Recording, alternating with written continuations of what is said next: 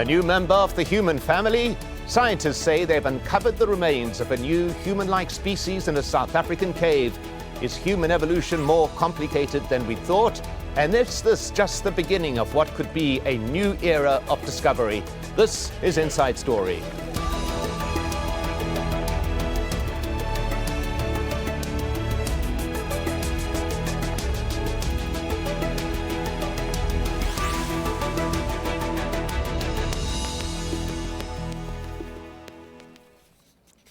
Hello and welcome to the program. I'm Mike Hanna.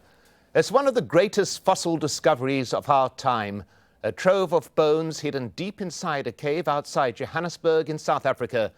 The team of scientists from the Rising Star expedition who made the discovery say the remains are that of Homo Naledi, a new species of our human ancestor. Homo Naledi is small-brained and primitive, yet revolutionary and complex in behavior. Its place in time is uncertain. It may have lived as far back as 3 million years ago, or could have roamed the Earth as recently as 100,000 years ago. And as Tanya Page reports from South Africa's Cradle of Humankind, the find is only the beginning. It was unveiled in front of the world's leading scientists and media, a new link in our evolutionary chain. This is Homo Naledi, one of our earliest relatives, a new species of primitive hominid, part ape, part human. It walks on 2 legs like you and I do. It has long legs like you and I do. In fact, the feet are like you're and mine. But if it were standing next to us right now, you would not think it was a human. It'd be about 5 foot tall. It would have a tiny head, the size of my fist. The brain would be the size of my fist. The dentition would be small but very primitive in its shape. It would have high shoulders, like an ape. The fossils were found in a cave at the Cradle of Humankind, UNESCO World Heritage Site in South Africa 2 years ago. Never before have so many early hominid fossils been found in one place. There are 15 partial skeletons. But what's almost more significant is what it tells you about Homo naledi's behaviour. Scientists say the remains were put there deliberately, suggesting a burial ritual. That's something until now scientists thought only we, Homo sapiens, did. We don't see any evidence of symbolic behavior that they're doing, but yet that emotional basis, that social basis, some recognition that a dead member of their own group, their own species is special in some way, that seems to be what we're seeing here. It's in some ways maybe one of the first steps toward humanity. Homo naledi is revolutionary in other ways too. Common thinking was that the early hominid's brain grew bigger before or at the same time as its body became more like ours. But in Homo naledi, it's the other way round. Scientists don't know how old these fossils are, but as a species, Homo naledi could have emerged around 2.8 million years ago, and it could have walked the Earth as recently as 100,000 years ago. South Africa's Deputy President was clearly as delighted as the scientists. Homo Naledi confirms South Africa as one of the world's richest sources of answers to one of our greatest mysteries. Where and from whom did we come? Tanya Page, Al Jazeera, Cradle of Humankind, South Africa.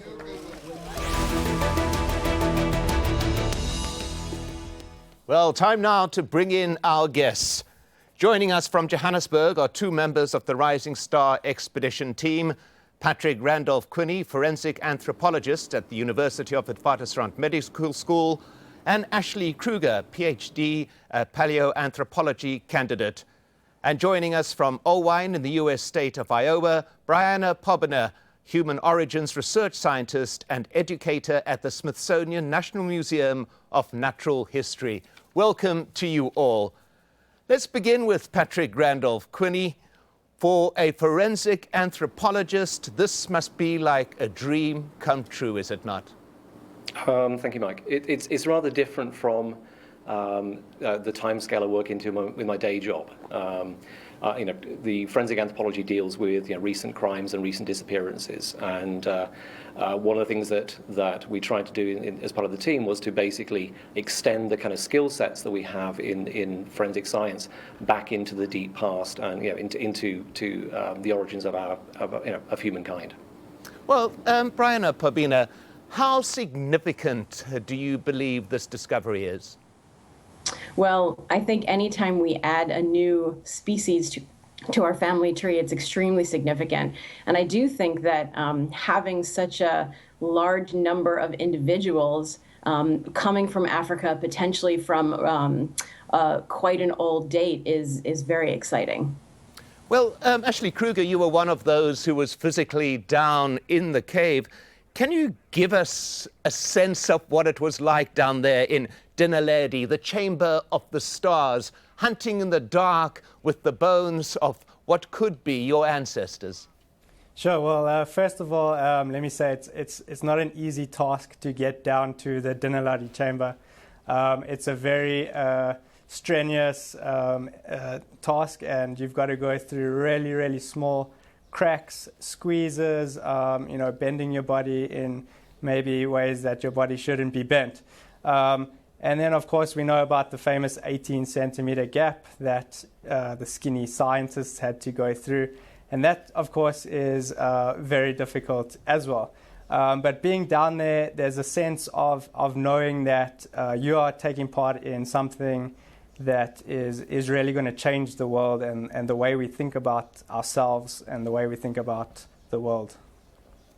Well, Patrick Randolph-Quinney, the issue of age, how old is this particular Homo Naledi? This obviously is critical. There was some criticism that your team went ahead and made this announcement without going through necessarily all of the data. Is this somewhat churlish criticism, or do you think that there's validity to it?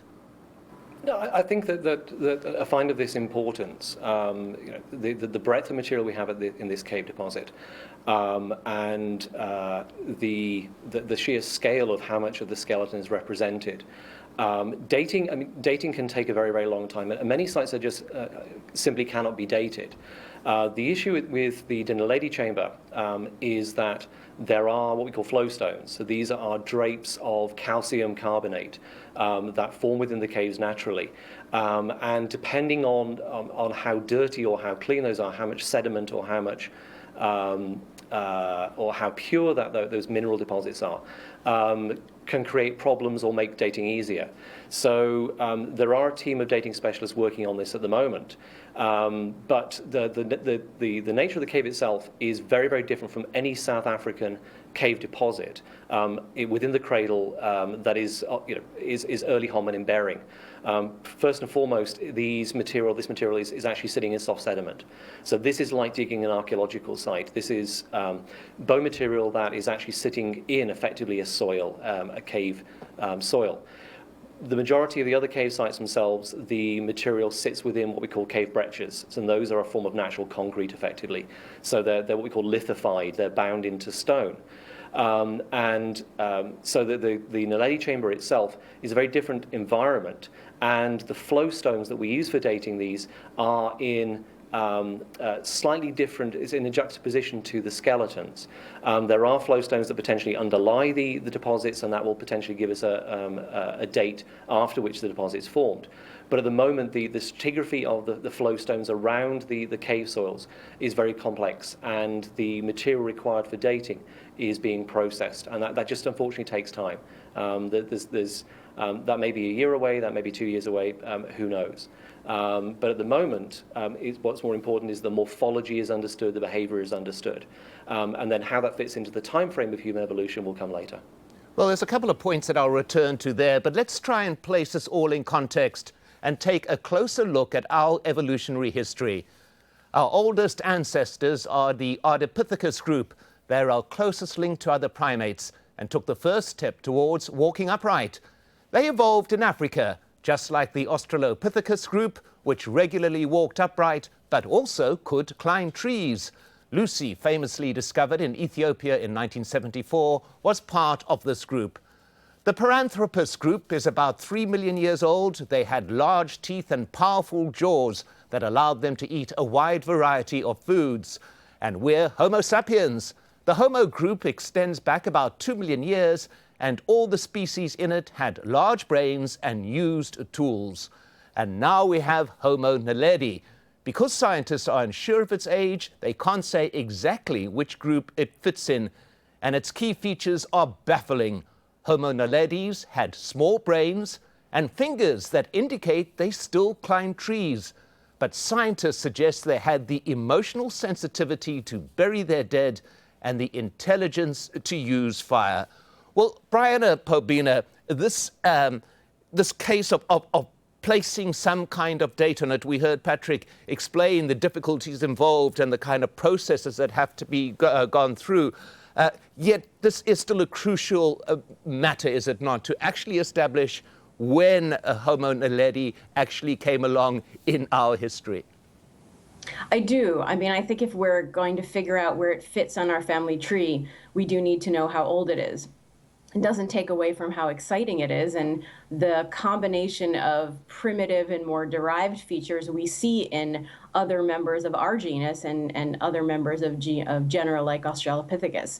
But I do think in order to really interpret things like the potential burial behavior, or at least some kind of functional disposal, deliberate disposal of the individuals, I do think the date will be really important, and that will help us put it into this larger context. Well, Ashley Kruger, mentioning there the various theories about how the skeletons actually got there, and the possibility being raised that this was indeed perhaps a burial chamber. Now, if that was the case, then obviously Homo Naledi would have had to use fire. It's a very, very dark hole down there, is it not? So these things about behavior are probably one of the most astounding things to come out of what has been discovered so far. Would you agree? Yeah, I mean, that's very significant, and obviously will change our understanding of the Homo line or the Homo lineage, because as was mentioned a little bit earlier, is that until now humans are believed to be the only ones who use the cognitive ability to, or maybe the symbolic ability to bury their dead, and so it's obviously one of the very important questions, and I think we've got to approach it from a number of different ways. We've got to look at geology, we've got to look at the morphology of the specimens, we've got to look at the taphonomy, the spatial context, really everything to bring it all together and try to understand exactly what's going on here.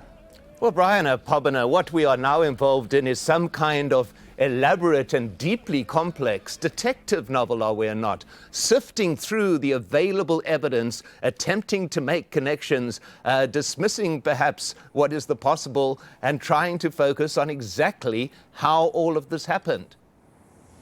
Yeah, I mean, every time we do something like this, when we find new species, when we find really any early human fossils, we're involved in detective work and really trying to flesh out the picture of what the behavior was. I mean, was this deliberate burial? Was there some kind of ritual involved? There's no grave good. There's no grave goods. There's no evidence that there was like digging and burying of the bodies, but so was this something where it was a dark place away from where these early humans were living? And so this was a place to put people who had died so they wouldn't maybe attract predators or something like that. And we certainly know that early humans used fire dating back to maybe 1 million years ago. So if this is older than that, it potentially pushes back that date, which is really interesting. So I think really, regardless of the date, there's interesting implications if it's very old. There's interesting implications even if it's very young. I mean, we have Homo floresiensis with a very small brain size already, less than 100,000 years old. But if this adds another example of that small brain size coupled with some very maybe derived features, then there are these different kind of experiments going on in evolution, and it just makes our tree really interesting and complex. Yes, well, Patrick Randolph-Quinney, this issue of brain size, we're talking about, as we heard Lee Berger at the beginning, the size of a fist, the size of an orange, a very, very tiny brain compared to Homo sapiens. Yet this is once again one of the almost schizoid things that we're finding here, anomalies within these remains that actually appear to contradict each other. Is that correct? Yes and no. I mean, if I can actually demonstrate, this is a cast of Homo Naledi. So if you can see that there. So you've got a relatively small brain in terms of its cubic capacity. So I mean, ours is approximately 3 times the size of the brain of Naledi. This is in the size range of what we refer to as the Australopithecines. So Australopithecus africanus, afarensis, etc.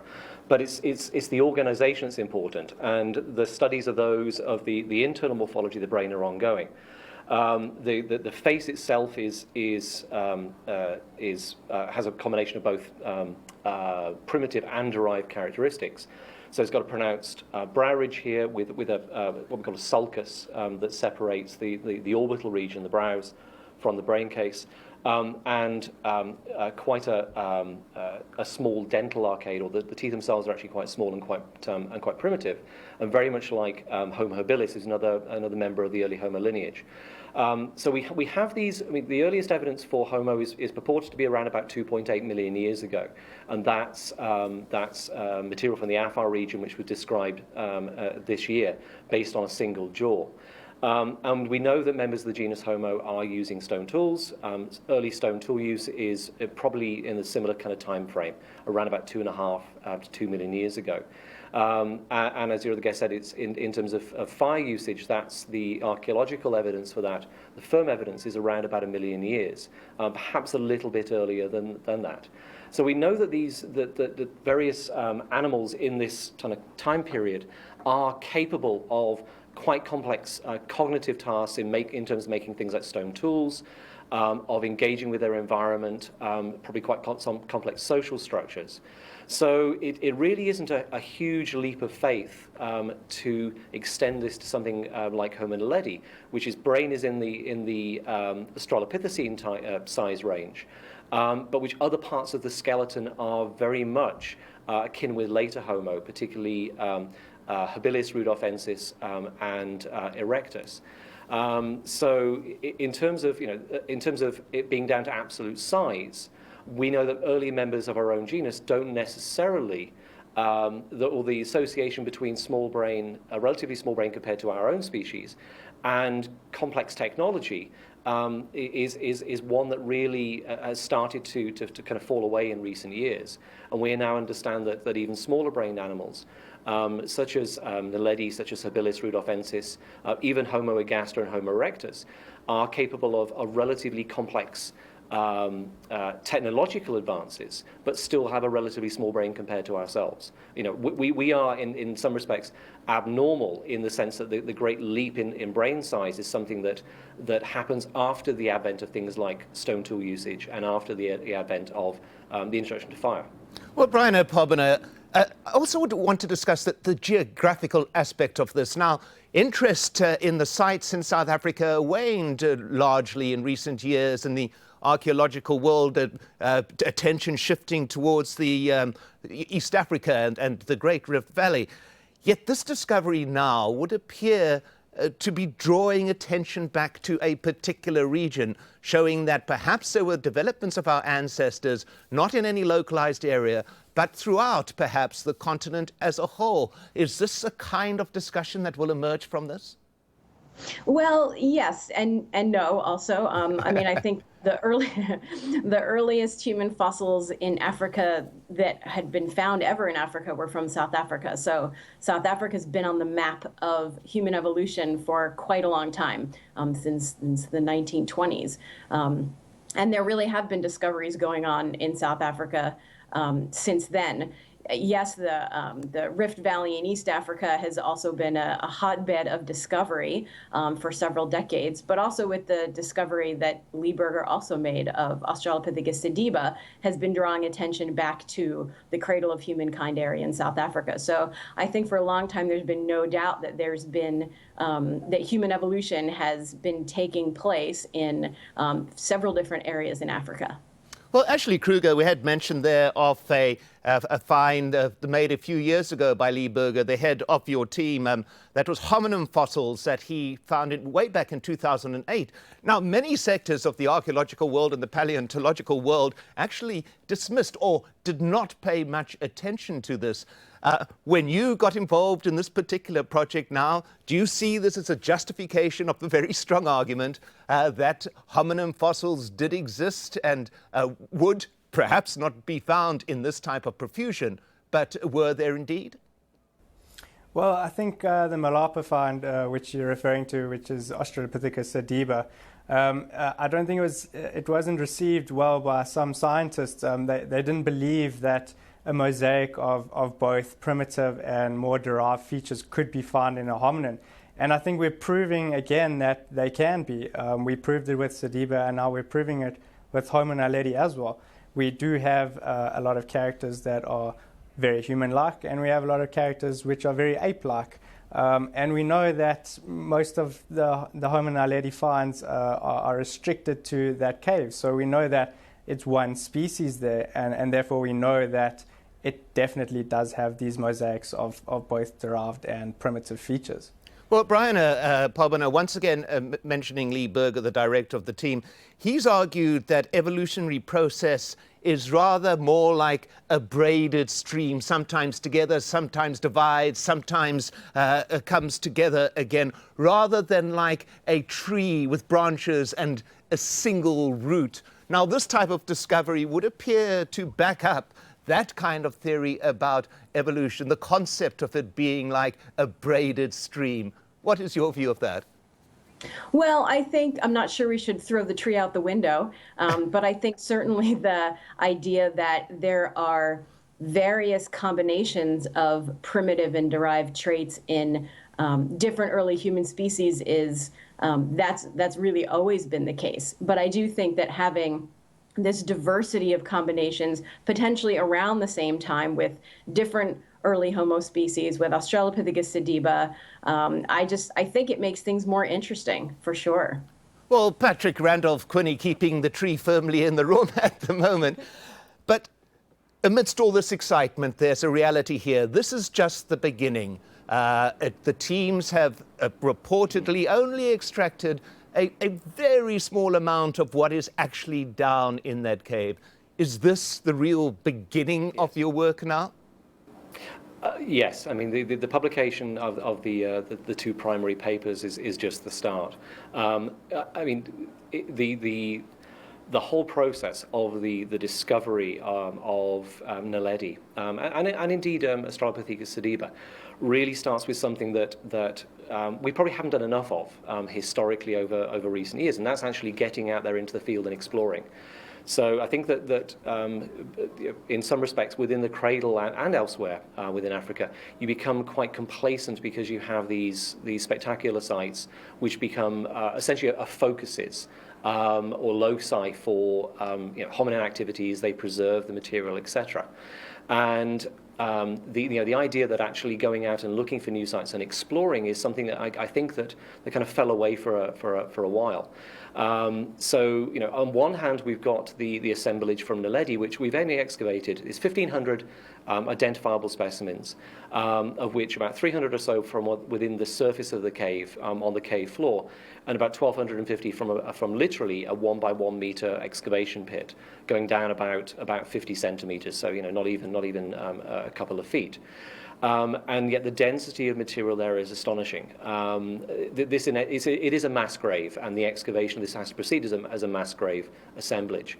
So if the distribution of the cave or fossils in the cave is consistent, then we are looking at potentially many more hundreds of fossils, thousands of fossils, potentially dozens or more individuals.